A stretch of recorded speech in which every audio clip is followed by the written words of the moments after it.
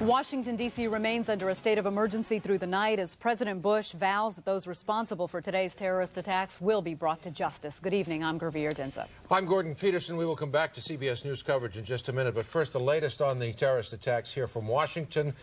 The Pentagon continues to burn tonight after the worst terrorist attack in American history. We want to go now to Dave Statter, who is standing by there with the latest on casualties. Dave? We have some very disturbing news for you. We're talking here with Chief Ed Plugger of the Arlington Fire Department as they continue to fight the fire here. You've been down there in command most of the day. What can you tell us about casualties? How many bodies are in there? Obviously, we're still trying to determine exactly how many casualties we are, how many bodies we have. We know that it's going to be quite extensive. Can you give me numbers? We're talking in the several hundreds. You gave a high figure earlier? Yeah, I talked earlier about the maximum around 800, but yet we still have a long way to go, and that's kind of difficult at this particular stage to say exactly. Okay, there you hear it from Arlington Fire Chief Ed Plugger. As minimum of 100 bodies, maybe 800 in the Pentagon. Now we go to Chief Ramsey's press conference in the district. Will be in effect beginning tomorrow morning. We do expect to have some traffic. However, now that both the district and federal government have implemented a liberal leave policy and schools are closed, the traffic will be a lot lighter, which is good for us because there'll still be a lot of movement of equipment, especially over in the area of the Pentagon and so forth.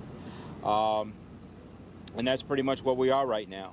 Chief, your officers responded to a number of suspicious packages, suspicious vehicles, gone into some of the downtown parking garages.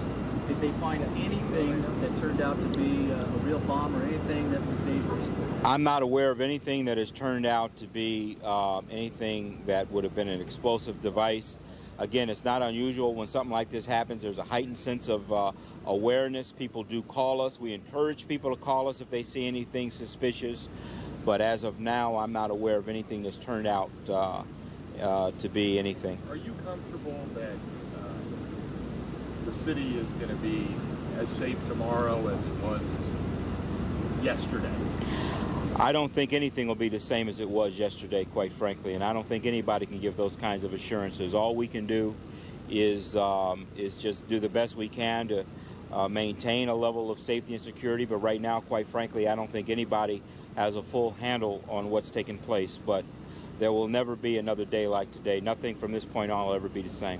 What are the people going to encounter if they do decide to not come back into downtown tomorrow? There could be some traffic delays. We're going to do everything we can to get information out. If there's any area of the city that we feel it necessary to block traffic, we're going to try to get that information out.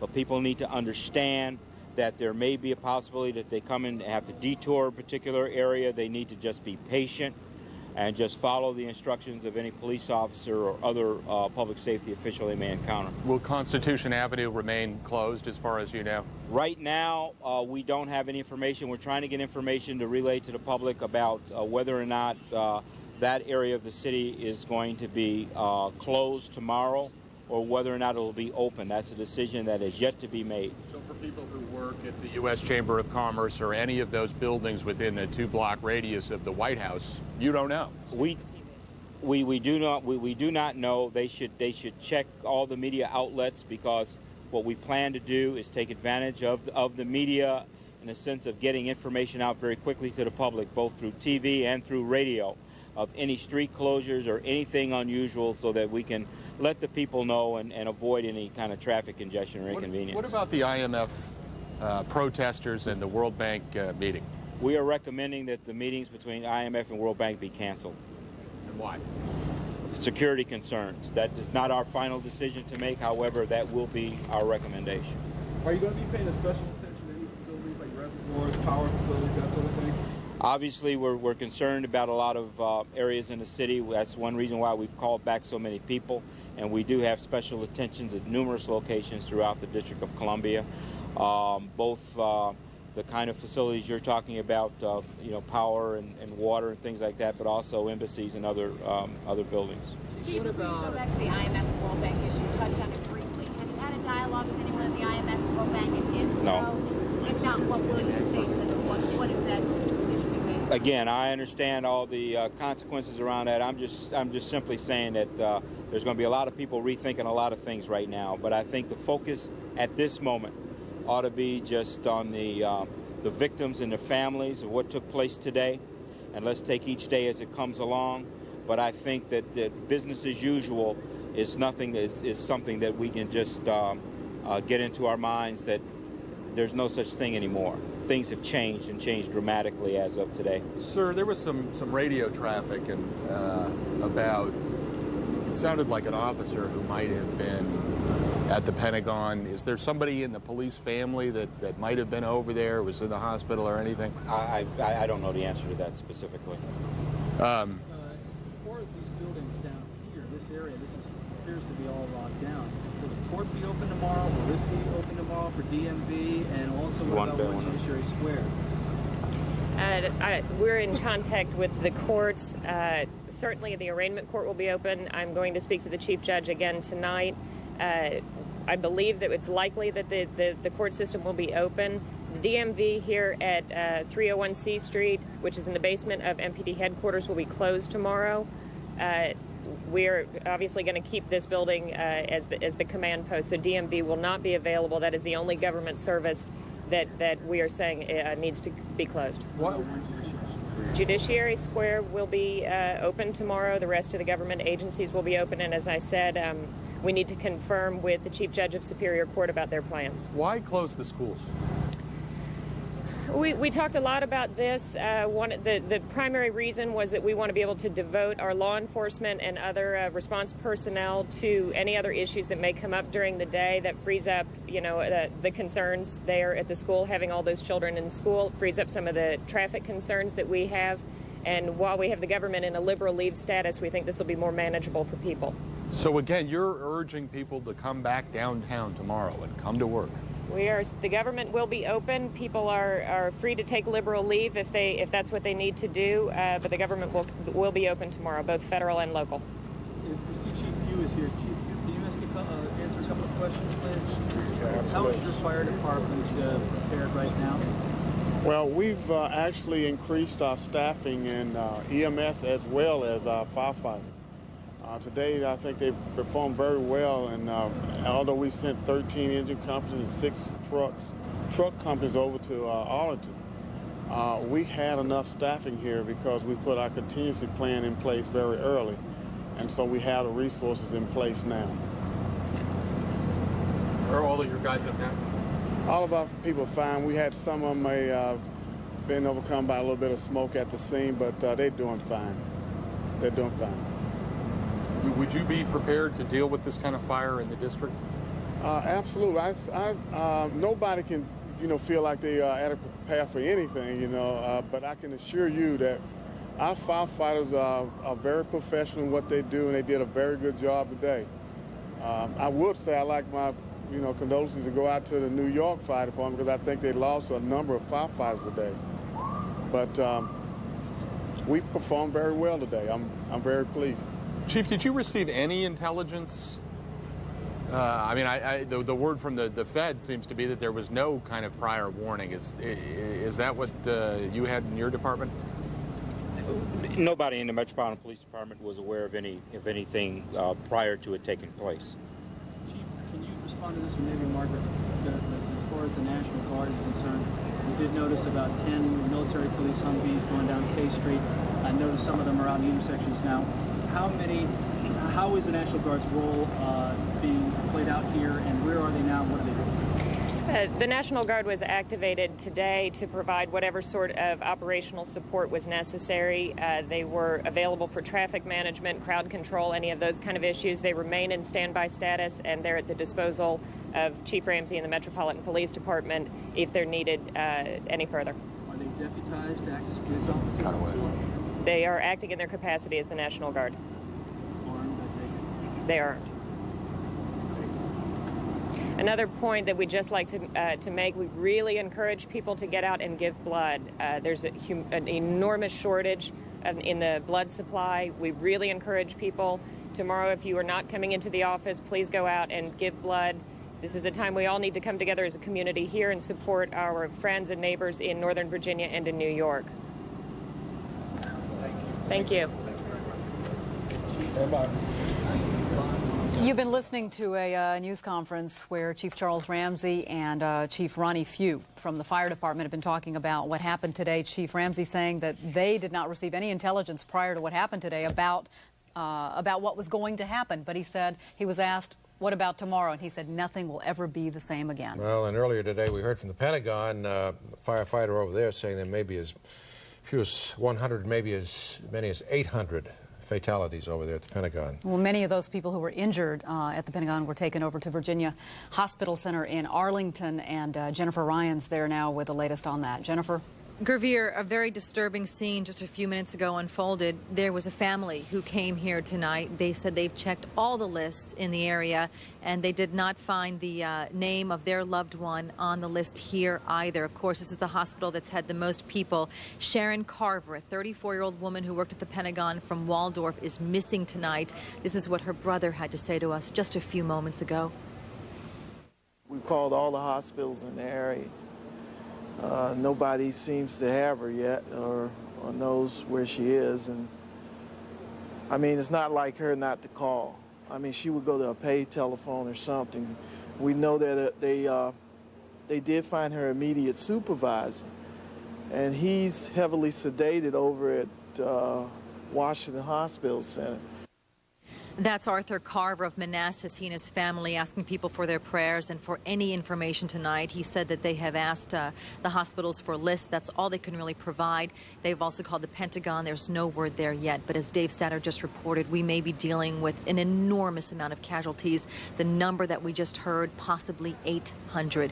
You'll hear more tonight from Arthur Carver and about his sister and this hospital and everything that everybody is dealing with from this scene just 5 miles from the Pentagon tonight at 11 o'clock. Jennifer Ryan, thank you very much. The Pentagon, the building, is continuing to burn tonight. Dave Statter has the latest in this report. Dave? We're continuing with Chief Ed Plogger from the Arlington Fire Department, who's been out there in command through much of the day. When we left talking to you, we were talking about, you say, the body count in the hundreds, the high Pentagon figure at, what was it again? Yeah, between 850 and 900. So, I mean... Yeah, and this includes people on the plane? Includes people on the plane, right. When will they be able to make recoveries of these bodies? We'll start first thing tomorrow morning at daybreak. We're going to do some preliminary peeling of the building this evening, and then, of course, we'll start full force tomorrow morning. You're saying these fires will burn through the night? We'll be in a defensive mode all night, which means that we'll be using our lines to throw water from a distance. We're deeply concerned about firefighter safety. The slate roofs, very, very complex operation, and nighttime makes it extremely difficult and hazardous. There have been fires in the Pentagon before, and we've always heard it's a maze in there, that this fire travels, as we've seen it travel, a great distance here. Describe it from your perspective, what the problem is in getting this fire out. Well, as you might imagine, because the fire was aided by a tremendous amount of flammable liquids, the jet fuel, as well as the contents of the Pentagon, we were, and I won't say fortunate because that's a horrible thing to say during this situation, but this is the section of the Pentagon that was sprinklered, and so the sprinkler system was operating at impact. So that there was some aid there from the building itself. Again, it's just an extremely difficult, massive fire operation to undertake. In that hole we see, which collapsed about 39 minutes, I estimated, after the initial impact, part of the jet that is disintegrated? Yes, it is. The fuselage? The fuselage is gone, right.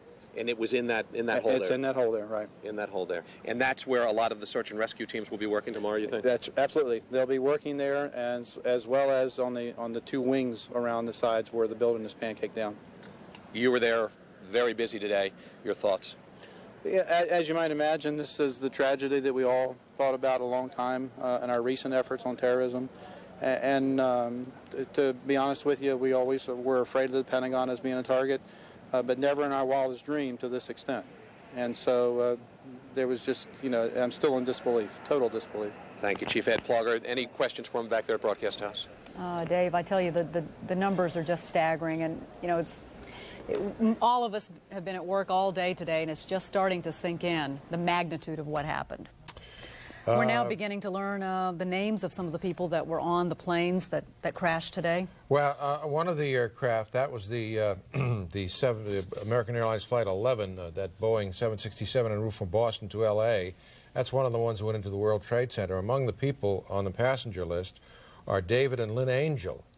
They have a home in Chatham, Massachusetts on Cape Cod. David Angel is the executive producer of NBC's Frasier, as well as a number of other programs. And then, of course, we mentioned this earlier today, but Barbara Olson, who is the wife of Ted Olson, Solicitor General of the United States, was one of the passengers on American Airlines Flight 77. That was the plane that left Dulles International. It was supposed to be going to Los Angeles, but instead ended up crashing there at the Pentagon. She actually called her husband on her cell phone from the aircraft twice and said, "We are being hijacked." And she actually talked about, she said there were knife-wielding hijackers, right. And again, that's now beginning to come out, that these hijackers were in fact carrying knives. Karen A. Kincaid, a lawyer with Wiley, Ryan, and Fielding here in Washington, D.C., also on that plane.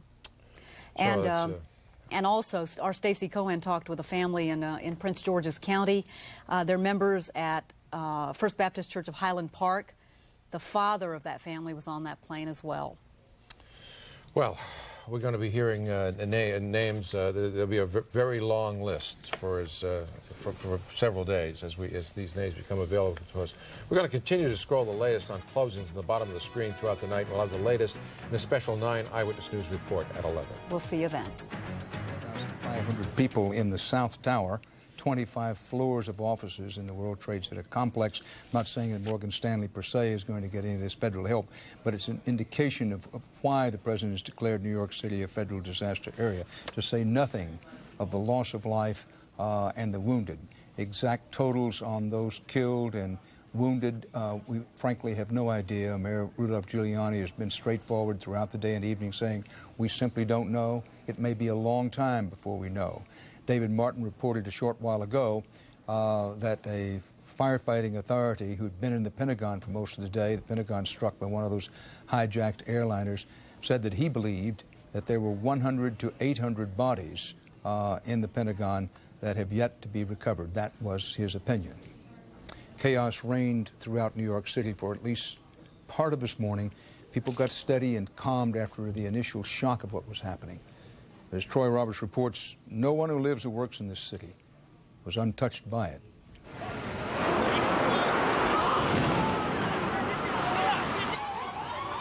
It started with a plane crash. It's like, oh my God, it did. A plane crashed into the World Trade Center. Literally out of the blue. Clear as day, AA on the wing, just going, I'm like, what the heck is that? Is it filming a movie here or something? Then all of a sudden, bam. Brothers Jeff and Scott Such were there, ground zero, with their video camera. You're good right here in the corner. Stay on the corner. So after the first strike, you're not thinking terrorist attack, are you? You're thinking that this is a really huge accident, that I should be seeing this. So we just decided to go even closer. The brothers continued shooting this videotape. As people trapped in the building began falling from the windows. It almost looked as if someone had just like stepped backwards and had fallen through a window. What's this other jet doing? But the terrorists weren't done. 20 minutes later, another plane, another tower, another devastating attack. Boom, just a loud explosion, and then you just look up at the sky because that's where it came from. The noise came from above. You look up and it's just like confetti in the sky.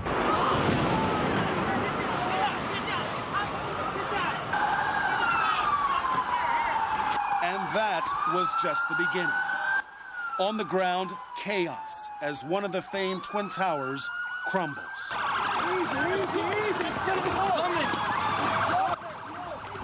Firefighters and rescue workers attack the other tower, still standing, still burning. Who knows how many trapped inside. So start going to your trucks, make sure you got flashlights. If you don't have any lights, then let me know. Oh, no! Then that tower collapses too. And we had some time to get some of the people out, but then there was those secondary explosions and then the subsequent collapses. So I don't know how many people were in there. I know there was a lot of firefighters, a lot of public safety personnel were in there. You call her and you tell her, let her hear your voice. She's going to need to hear your voice. Just like you need to hear my voice, I'm okay. I'm okay. Thank you. Bye. See you later. I love you. All day long, more fallout. Because it might be a bomb in the school, maybe. A reported bomb threat. A dangerous gas leak. This is Ed Sullivan. I want that building evacuated. All civilians, please head north of Morris Street. Then, a nearby building collapses from the day's damage. You are watching Building 7 at the World Trade Center collapse. Amid the destruction and devastation, though, one remarkable thing did happen. Today's tragedy brought out the best in a city not always known for its kindness and humanity. 3 hours after the attack, area residents have put out an open call for volunteers to search the rubble for any signs of possible survivors. They're here to volunteer. They're a laborer, they're a plumber, they're an electrician, whatever they are, get to stay with you guys. If they're medical, they go across the street. We're CPR and first aid trained. You're prepared to go into that rubble? Yeah, unfortunately we are. You know, whatever we can do to help out. I know there's not enough people in the city of New York to do it. I mean, it's a mess over there. These volunteers say there is just one thing they want, something uniquely New York. Street justice, tough and immediate. I hope they're sending planes over there right now. Take care of business. The world was caught unprepared for what happened today, especially in New York City and especially among those coordinating rescue efforts. 60 Minutes' Leslie Stahl has that story. Leslie? Dan, ever since the Cold War, the federal government has had an elaborate plan to keep the government running if the Soviets ever attacked Washington. Over a year ago, I spoke with then President Clinton's counterterrorism czar, Dick Clark, who has the same job today under President Bush. He told us that when the Cold War ended, they decided to hold on to that plan to keep the government running. We thought that individual buildings in Washington, and indeed perhaps all of Washington, could still come under attack. Only it might not be from the former Soviet Union, it might not be with a missile flying over the poles, it might be with a terrorist walking a weapon into our city. And the city could still be attacked and put out of action. And therefore, we have developed a new program so that the federal government's emergency capabilities will continue to operate, even if Washington doesn't.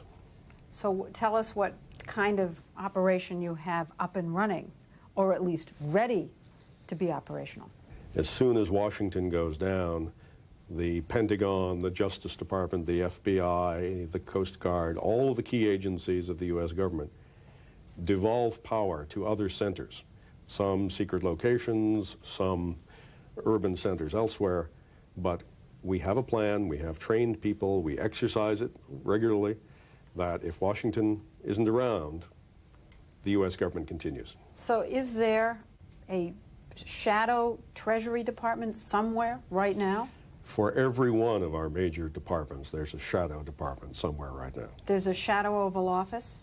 There are facilities where the president could operate, where a future president could operate, and for each of our key departments.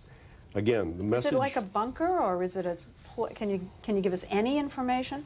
It's an elaborate system, and it involves both old-fashioned bunkers and new-fashioned methods. Let's just say that. It's survivable. That's the key point.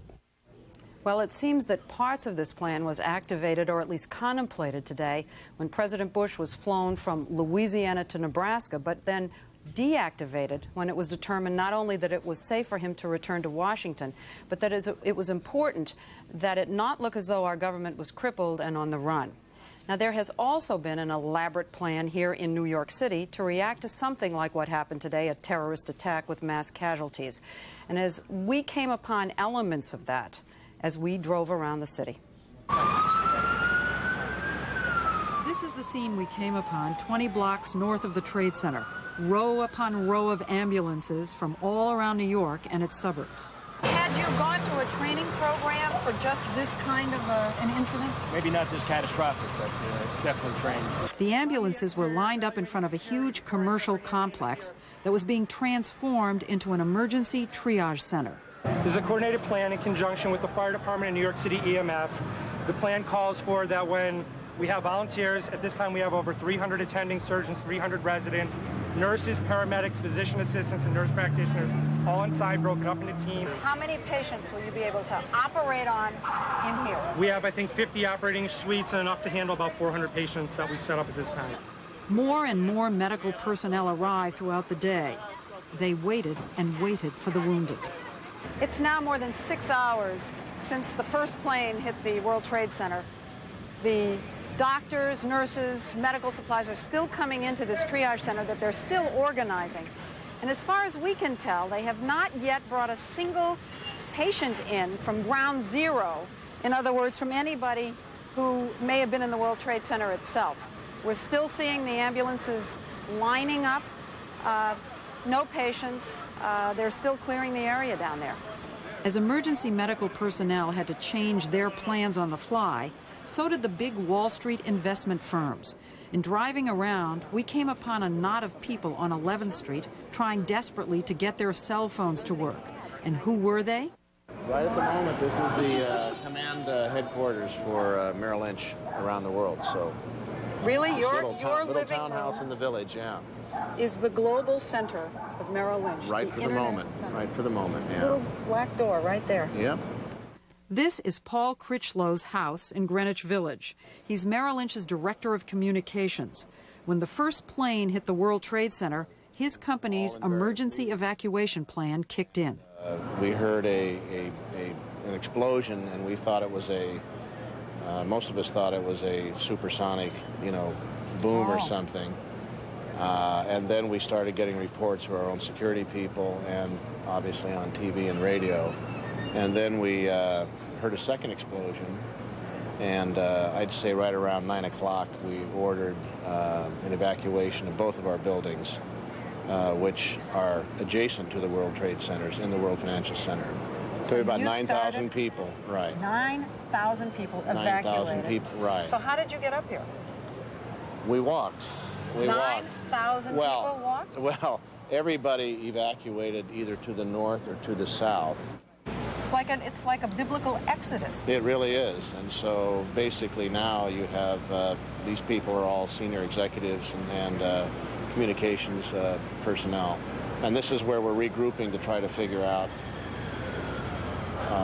how we mobilize to keep our operations trading and all that sort of thing, and to find out what's the status with regard to all of our employees. Government agencies, medical staff, and companies all had plans. But most New Yorkers simply didn't know what to do. And so, we're just a couple of blocks from that new Merrill Lynch headquarters. Just a couple of blocks, we came upon St. Vincent's Hospital. And all these people that you see behind me are all lined up in different lines to donate blood. They're lined up by their blood type. There must be between 5,000 and 10,000 people here. You're sitting there wondering what you can do and how you can help, and you can't go down there. And you feel helpless. And you feel helpless, and you want to contribute, and If you look around, there are so many people here who want to donate blood. There are people who are giving out free food. There are people who are giving water, and I mean, it's small comfort. But at the same time, it's like the worst brings out the best in people, and that's what you are seeing. As I walked around today, there were a lot of people in the streets, and what struck me was how quiet it was. This is a city of really loud people, but not today. Taxi drivers weren't even blowing their horns. Now, you might have expected to find anger, but what we encountered was shock and sadness and, Dan, profound silence. And that silence extends tonight. I want to show you a live picture. This is looking south on Manhattan Island. South toward Our Lady of Liberty, the Statue of Liberty. The right-hand side of your screen, great Empire State Building in Midtown Manhattan, and then beyond, the smoke and, yes, still the flames from what happened today at the World Trade Center. Now, this just in from New York City. Marcia Kramer, former newspaper woman now working with WCBS TV in New York, says that sources have told her that 2 people have been arrested with explosives under the George Washington Bridge. The George Washington Bridge, for those of you unfamiliar with the city, connects a part of New Jersey with Manhattan. So 2 people arrested on the GW Bridge in a truck with explosives, as this report. Now, whether it was connected with the events of the day, we do not know, but an interesting report. President Bush said tonight, "Our nation today saw evil." And referring to scenes just such as this is the live shot in Manhattan tonight, the president says, "These acts shattered steel, but they cannot dent the steel of American resolve." Unquote, President Bush tonight. You are watching continuing CBS News coverage of the attack on America.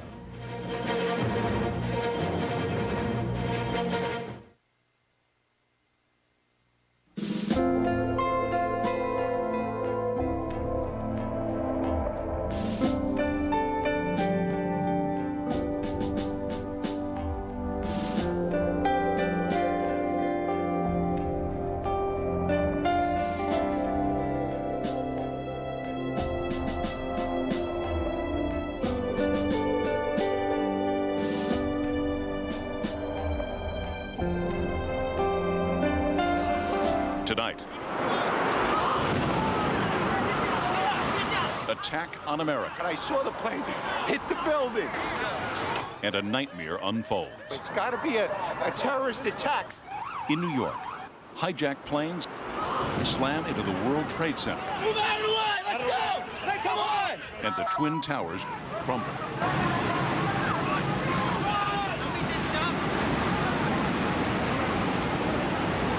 In Washington, a plane dives into the Pentagon.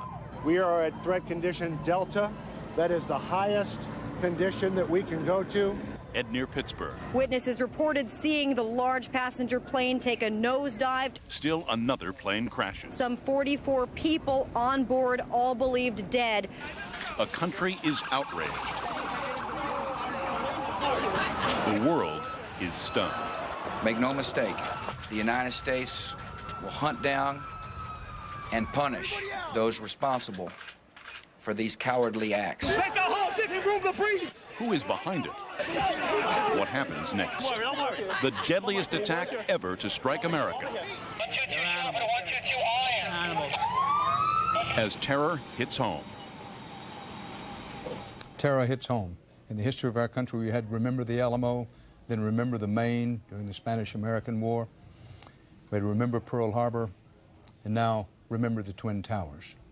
We're back now live at CBS News World Headquarters in New York. CBS's special coverage of the attack on America rolls on. The headlines at this hour. In a White House address tonight to the American people, President Bush said, quote, "Thousands of lives were suddenly ended," unquote, in today's terror attacks on targets in New York, in and around the nation's capital, and in southwestern Pennsylvania. President Bush said the United States will not distinguish between the terrorists behind the acts and those who committed the acts and those who harbor them.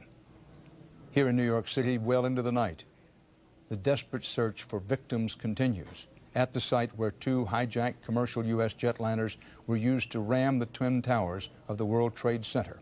Both towers, where generally speaking about 50,000 people work, collapsed. A third building in the tower complex collapsed later in the day, a 47-story building, World Trade Center Building 7. President Bush says the death toll is in the thousands.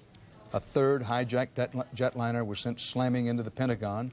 A fire department source at the Pentagon is now quoted by CBS's David Martin as saying 100 to 800 bodies may still be trapped inside the complex there, underscore the word may. A fourth hijacked plane, possibly being diverted to the Washington area, crashed about 80 miles from Pittsburgh in southwestern Pennsylvania. Now, at least 285 people were killed on the hijacked planes alone, and a picture's been created from 911 cell phone calls and others of stewardesses being attacked, flight attendants being attacked on these aircraft with knives on at least two of the planes and possibly a third. That is believed to have happened. Passengers were terrorized on some of the flights for a long while before the planes crashed. The Federal Aviation Authority has ordered an unprecedented shutdown of air traffic nationwide. That will last at least through noon tomorrow. The U.S. military is on alert. The financial markets will be closed tomorrow. They will be closed until further notice, but we're told they will be closed tomorrow. CBS News national correspondent David Martin is covering developments at the Defense Department at the Pentagon tonight. David? Dan, a little more on that estimate of between 100 and 800 bodies still trapped inside the Pentagon. The high number, 800, is based on the fact that 850 people are believed to work in that area of the Pentagon, and they've gotten 60 survivors accounted for in area hospitals. So that's where you get the high number of 800. The low number comes from the fact that 67 people were on board the plane that crashed into the Pentagon, and that's where the estimate of 100 bodies still trapped in there originates. That's an awfully wide margin of error, but that's the best information they have right now. David, the Pentagon is trying to get back to as close to normal as it can. How realistic is it that the Pentagon will be able to operate with anything approaching efficiency tomorrow? Well, I think you can operate the United States military. The command centers never went down, and of course there are command centers at all the regional commands as well. So the ships will steam, the planes will fly. That's not the problem, but a lot of routine business of managing this huge enterprise called the defense of the United States will not get done simply because so much of that building is going to take months, if not years, to repair. David Martin live outside the Pentagon, where a fire department official says 100 to 800 bodies may yet be in the Pentagon. Now, WCBS TV News in New York is reporting 2 people arrested by the FBI in a truck with explosives under the George Washington Bridge. The DW Bridge spans the Hudson River connecting New York City and New Jersey. Whether this arrest by the FBI is connected with other events in the day, one can only question. More than 1,000 victims of the World Trade Center attack were taken to New York City hospitals, stretching resources to the limit, and that includes up to this hour. CBS News medical correspondent Elizabeth Caledon is at New York University Medical Center for us tonight. Elizabeth? Well, Dan, ambulances and police emergency vehicles continue to stream by here as they have been doing all day, but it really could be days before we know the exact number of injured and dead. And that means more grueling days of work for area hospitals, doctors, and nurses. Now, nearly all the hospitals in the region were instantaneously transformed into trauma centers, with every bit of space being used for patient care. And as hard as it is to imagine that this could ever happen, hospitals here say they were prepared for it. By evening, the numbers of injured were stacking up at New York City hospitals, 140 at Bellevue, more than 300 at St. Vincent's. The most serious cases carried by dust-covered ambulances to whatever emergency centers could take them. We had people with severe burns covering most of their bodies and their faces. We had a variety of people that came in cardiac arrest. Bellevue, one of the city's biggest trauma centers, treated injured when the World Trade Towers were bombed back in 1993. Today, it was deja vu. Patients here were treated for burns and smoke inhalation, head injuries, and broken bones. They actually extricated one guy that had his legs amputated. He said that the amount of patient, the extent of the injuries, you can't really predict. It was also deja vu for Marlene Cruz, who was at work the day the World Trade Towers were bombed, and now this. He was in an elevator that plummeted when the plane hit the building. I was screaming because I didn't know what the hell was going on. I had all the debris, concrete, and everything fall on top, you know, so I wasn't sure. Doctors speculate they are just beginning to see the extent of death and injury. There will be much more to come in the days ahead. Even emergency medical people trained for this type of thing can't believe it's happening. It's an unbelievable thing. You keep thinking that you're about to wake up and it was all just a nightmare, and it really isn't real. I mean, it's just so unbelievable that this would happen. A call for blood brought out hundreds of donors, too many for the hospital to accommodate. Those turned away are being asked to come back again in the coming days. In addition to the physical injuries, of course, another major concern is the psychological wounds, the people who survived all this, the people who witnessed the unforgettable sight of bodies hurling out of those World Trade Tower windows. They will also be included in the numbers of victims and are likely to require medical intervention, Dan, possibly for years to come. Dan? Elizabeth Caledon at New York University Hospital, St. Vincent's Hospital, which is right on the edge of the disaster area, along with NYU Hospital and so many other New York City hospitals, been doing Herculean work all during the day and now well into the night. Now, even U.S. cities that were not targeted specifically by the terrorists felt the aftershocks of today's attacks as airports closed and life ground to a halt or something nearing that in many sections of many cities. Bill Whitaker has that story from Los Angeles. Bill? Dan, it's the nature of terrorism that victims don't know where or when the next will occur. So even here, 3,000 miles away, the terror and the horror struck deep.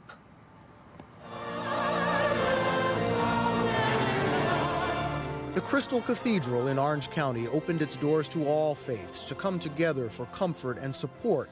While some turned to prayer, others turned to force. FBI agents with fingers at the ready ringed the main federal building in Los Angeles. For some, the shock is turning to anger. Muslim groups in Los Angeles say they're receiving death threats and pleaded with their countrymen not to blame all for what a few may have done. The pain of this country is, in fact, our pain. The Los Angeles city attorney called for unity and calm. As residents of the most diverse city in the world, we must also be careful not to allow these terrorists to turn us against each other and target or blame certain ethnic groups. But with all the hijacked planes originally headed for California, the state is feeling vulnerable. Fearing the nation's second largest city might also be a target, workers fled downtown high-rises, leaving the heart of Los Angeles a ghost town. City government, law enforcement, indeed the entire city was on high alert. We believe that whatever could have happened in New York could very likely happen here. The entire West was on alert. The Transamerica Pyramid in San Francisco, even Seattle's Space Needle closed down, leaving tourists stunned. To Pearl Harbor magnified 10 times. There's heightened alert on the Golden Gate and Bay Bridges, San Francisco's main links. Even Disneyland, the self-proclaimed happiest place on earth, joined other California amusement parks and closed down in fear. Obviously, what they want is to shut down the country, and that's exactly what they've done. I mean, it's scary to think that something like this could happen in the United States. I mean, you feel safe here, and now you don't feel as safe. The West's water and energy suppliers are taking no chances either. At Hoover Dam, boats and bomb-sniffing dogs are on patrol. Armed guards stand outside the San Onofre nuclear plant near San Diego. The Navy threw up barricades at its 32nd Street station, also in San Diego. Up the road, Marine Camp Pendleton went on Threat Condition D, the highest level of alert, meaning an attack is expected or imminent. Right now, they are checking every car that's on base. People wanting, even needing to do something lined up in San Diego and in Los Angeles to give blood. But with special edition headlines screaming terror, many other people are feeling helpless. We are held hostage until we find out exactly who did it, and we don't know. And what measures should we take to do that and to prevent it? I don't think we're going to be safe for a while. Even despite the best efforts of the best of us. Jim Laval is the brother-in-law of John Oganowski, pilot of American Flight 11, the first plane to slam into the World Trade Center. He says he's sure his brother-in-law pilot resisted any hijackers with all his strength. I cannot even begin to fathom John Oganowski doing that. I mean, you know, he would walk through a fire with a suit made of gasoline for his passengers before he would do something like that. Tonight, there are prayer services throughout the West, Americans coming together to pray for the victims and their country. Dan? Bill Whitaker live from Los Angeles. Now, the Associated Press, along with some other news organizations, reported that the New York City Police Commissioner had confirmed that there were people known to be alive inside the World Trade Center. Now, for clarification and accuracy, the police commissioner has said that there are people alive in nearby buildings downtown, nearby to the actual collapsed buildings area, but the police commissioner did not say he knew of people alive in the Trade Center itself. Mayor Giuliani has said earlier that he believed that there were people alive in the debris, and based on past acts such as the Oklahoma City bombing, the possibility remains alive that there are alive people in some of the debris, but just wanted to clear that up. CBS News correspondent Harold Dow has been covering this story from the beginning. It's far from over, the search for survivors, the digging for wounded, and for that matter, bodies. Harold Dow is on scene as night rolls ever deeper on the lower Manhattan.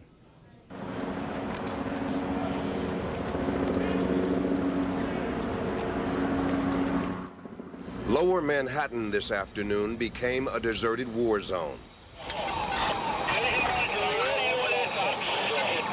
Inches of thick, choking dust, burned out cars, and mountains of rubble have replaced the bustle of the business world. Everybody, keep going. Everyone has been turned away. The journalists, the curious, even the residents who live here will find themselves homeless tonight. Hey guys, we need a 20-foot straight ladder from over here. 20-foot straight. Only rescue workers are allowed beyond the barriers in their desperate search for victims.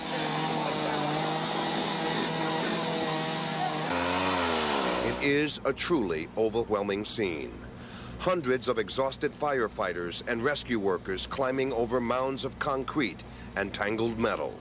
A scene that certainly seems more familiar to Americans on a movie screen than in real life.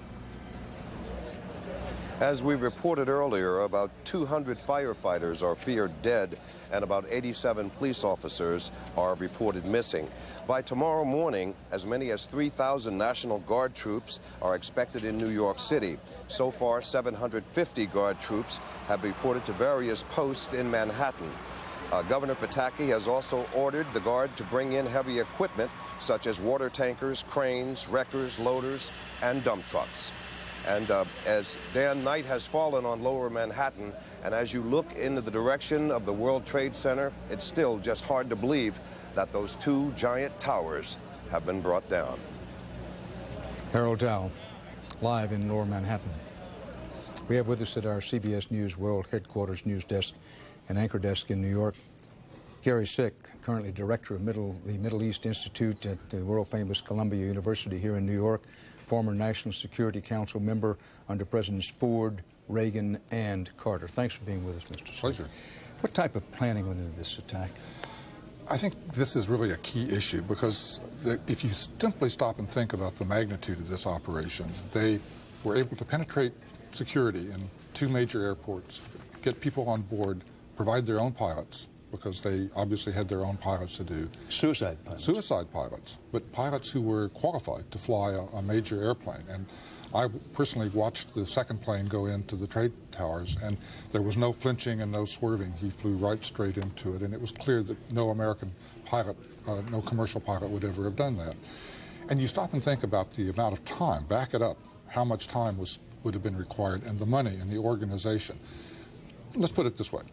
What if you're the president in the Cold War days and you tell the CIA that you'd like to create a little operation in Russia, which would basically hijack 4 airplanes and within a period of an hour crash them into major sites in the Soviet Union, and you had to organize that?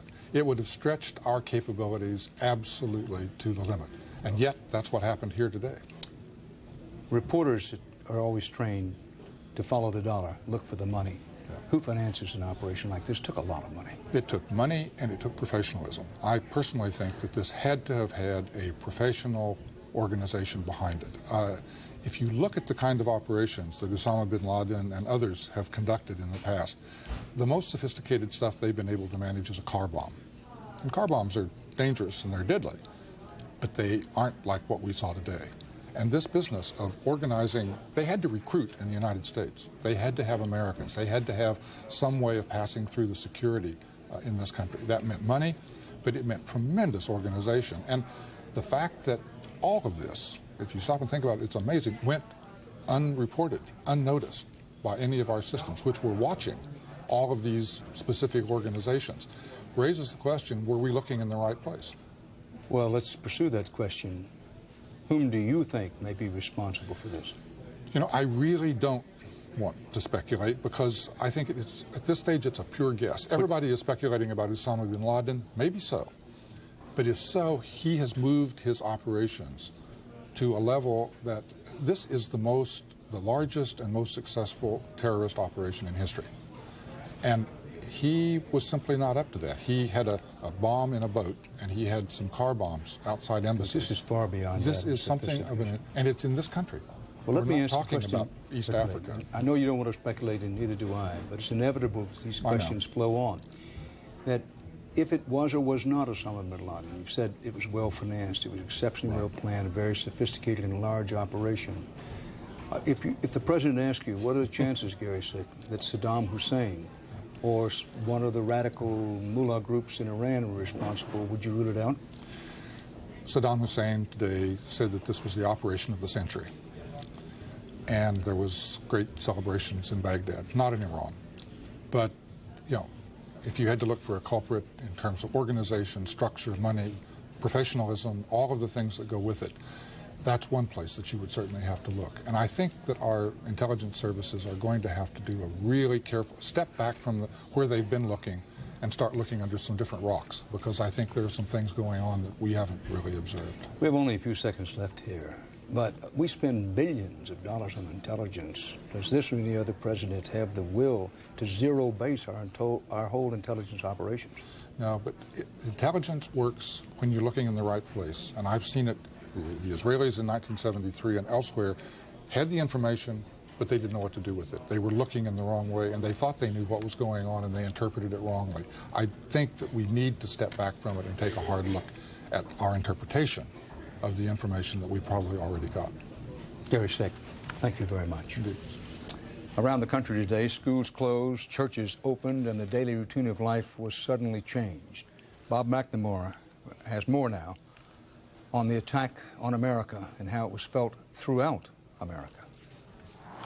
Half a continent away, flags in Dallas were lowered to half-staff as fears climbed. I'm scared to death about what's going on, and it's just crazy. Everything's going crazy. No matter where you were, no place seems safe. I feel like a sitting duck, and I just can't wait to get home. The doomsday images that filled the day's television screens had Americans on edge. Iowa's state capitol was evacuated. Shopping mall parking lots were vacant. And airports coast to coast were eerily empty as flights were canceled and jetliners parked. Yes, I'd like to make reservations. But most stranded travelers kept calm. I'd rather them shut down everything and inconvenience everybody than to have another tragedy happen. In Dallas and other cities, a flood of donors answered emergency calls for blood. Unfortunately, it takes a disaster like this to really show America does care about one another. The crisis seemed to touch everybody. First thing I did, I got up and I came in my pajamas actually, and I just, as fast as I could, try to donate blood. But the scene here recalled another terror attack. The only thing I can really compare it to would be the Oklahoma City bombing. The response to that was tremendous as well. Until today, the Oklahoma City bombing had been the worst act of terror on American soil. And the nightmare of those 6-year-old images brought many to the Oklahoma City National Memorial. We wanted to stop by and just get a feeling again for what people are feeling in New York, and obviously you get a hard feeling in your stomach when you come to a place like this. Churches in hundreds of cities and towns held prayer vigils as they do during this nation's darkest hours. But any gathering today was a source of comfort for many. We'll overcome what's happened. It may take a little time, but we'll do it. Tonight, though far from the day's chaos, many Americans are feeling vulnerable and trying to stay hopeful in a world full of hurt. Bob McNamara, CBS News, Dallas. A world full of hurt. And the exact death tolls in New York and in Washington remain open to question tonight. Nobody really knows the number of people killed and or injured. We do believe we know that 285 people, at least 285 people aboard the 4 hijacked planes that were crashed died. So we know that death toll figure is pretty solid. If you were listening closely, you probably did note, if you weren't with us at the time when Gary Sick spoke a few moments ago, one of this country's ranking experts on national security affairs, and he said, this is almost a direct quote, that it may or may not turn out to be Osama bin Laden was at the head of this operation, but, said Gary Sick, it does not fit his profile. And Gary Sick's counsel was to look at other places for perhaps allies who could have been involved in this, or some kind of state-sponsored terrorism. Gary Sick. Now, this attack on America was an attack first and foremost on powerful symbols of our beloved United States. Richard Schlesinger has more on what these symbols represent and why they were targets. It didn't take long for the images of this sneak attack on the United States to remind people of another one, December 7th, 1941. A date which will live in infamy. Pearl Harbor is one of the first things that comes to mind. Evan Cornog is a Columbia University historian and journalist. After Pearl Harbor, there was the Japanese fleet to go after. One knew where to find the enemy. Here, it's a much more complicated issue. Pearl Harbor was an attack on the U.S. Navy, a symbol of American power at the time. Today's attacks on the Pentagon and the World Trade Center struck at modern symbols of American power and prestige. Those towers are saying, look at us, we're important. And somebody has come along and said, you're not as important as you think. The pictures of the destruction are destined to become images for the ages. The image of that airplane crashing into the side of the building, the image of the collapsing towers, those are going to be things that just stay riveted in our memories. Like the flag at Iwo Jima. You see those pictures and a whole era and a whole set of issues is called to mind. And I think we haven't yet seen, don't know yet what all the defining images of this event are going to be. But they're going to be there in our memories as long as we live. The symbolism of this attack was impossible to ignore overseas. The feeling is that throughout the world, the Americans are not as powerful as they were thought to be. Therefore, these terrorists were really going to achieve a symbolic victory. But officials here in New York and in Washington know the difference between a symbolic victory and a real victory. When the World Trade Center was brought to the ground, the country was brought to its knees.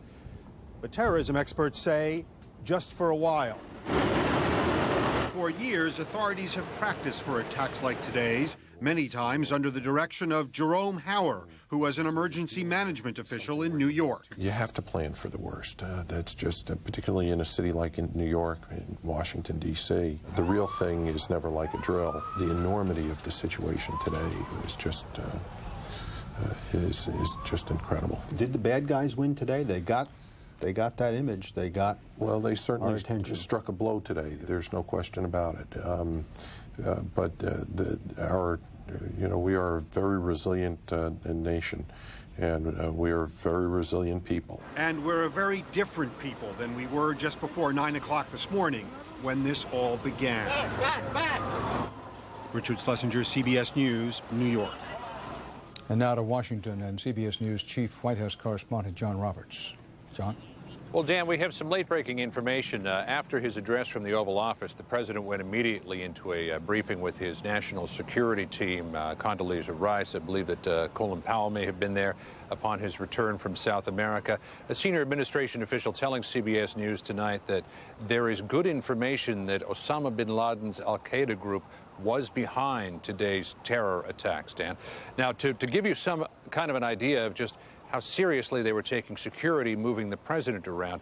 Some video that came into us late today, taken from inside Air Force One by cameraman George Christian, who was on the plane with the president. You can see outside the wing of the aircraft, Air Force One being shadowed by two fighters. There's an F-16 off of one wing and I believe an F-15 off of the other wing. So, Dan, this was on the way back from Offutt Air Force Base in Nebraska as the president was coming back to Andrews. They were definitely taking this seriously, but apparently the president comfortable enough that he's back in the White House tonight. Dan? John Roberts live at the White House. And so from out of the skies, tragedy has rained down on a nation. It was swift, deliberate, terrifying. In a matter of moments, in one city, a towering American icon was destroyed. And in another, the greatest symbol of our national might was set ablaze. What once seemed unthinkable has happened.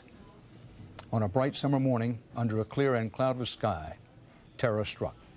The toll has been devastating. It may be days or even weeks before the final accounting is done in terms of dead and wounded. To grasp the enormity of it is almost too much for the heart to bear. This night, we can only look back in sorrow at a world that has suddenly, perhaps irrevocably, been changed. And tomorrow, and the day after, and the day after that, and in days and years to come, we will look at the calendar and remember September 11th, 2001, It is a date that will be etched in history, engraved in stone, and in our memories. The day of the attack on America. We leave you tonight with these images, flashpoints from a day that cannot be forgotten. For the latest on this still unfolding story, stay tuned to the CBS station. There'll be complete coverage on the early show and on the CBS Evening News. And we will have continuing CBS News coverage on some of these stations. On some other stations, we will not see until sometime tomorrow morning. I'm Dan Rather in New York. Where local news comes first.